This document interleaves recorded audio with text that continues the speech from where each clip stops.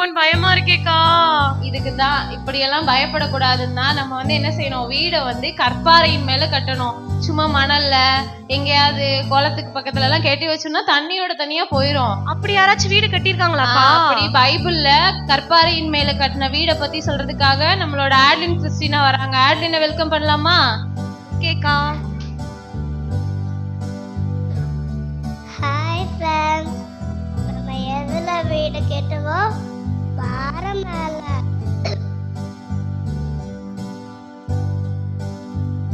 அதுக்கு என்ன பொருள் தேவை?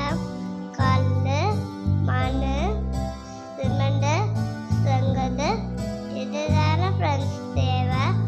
ஆனா பைபிள்ல 2 பேர் இருந்தாங்க. ஒருத்தவங்க பாறை மேல வீடு கட்டினாங்க ஃப்ரெண்ட்ஸ். அதுக்கு மழை ரொம்ப பெஞ்சிச்சு, இடி ரொம்ப அடிச்சு, காத்து ரொம்ப அடிச்சிச்சுனால அந்த வீடு ஸ்ட்ராங் ஆயிடுச்சு ஃப்ரெண்ட்ஸ். இன்னொருத்தவங்க மணல் மேல வீடு கட்டினாங்க ஃப்ரெண்ட்ஸ். அப்போ பார்க்கறதுக்கு அழகா இருந்துச்சு. மழை ரொம்ப பெஞ்சிச்சு, இடி ரொம்ப அடிச்சு, காத்து ரொம்ப அடிச்சதுனால அந்த வீடு இடிந்து போயிட்டு ஃப்ரெண்ட்ஸ். இதை பத்தி நம்ம ஒரு பாட்டு பாடலாமா?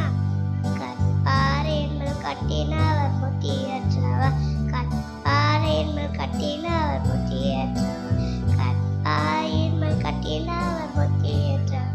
பெருமழை பெய்தது, பெருமழை பெய்து நீர் உயர்ந்தது, பெருமழை பெய்து நீர் உயர்ந்தது, பெருமழை பெய்து நீர் உயர்ந்தது. அந்த வீடு நின்றிருந்ததால் மணலில் கட்டினவர் புத்தியற்றவர், மணலில் கட்டினவர் புத்தியற்றவர், மணலில் கட்டினவர் புத்தியற்றவர். பெருமழை பெய்தது, பெருமழை பெய்து நீர் உயர்ந்தது, பெருமழை பெய்து நீர் உயர்ந்தது, பெருமழை பெய்து நீர் உயர்ந்தது. அந்த வீடு இடிந்து போலனா என்ன ஃப்ரெண்ட்ஸ், நம்ம எதுல வீடு கட்டுவோம்? பாறை மேல.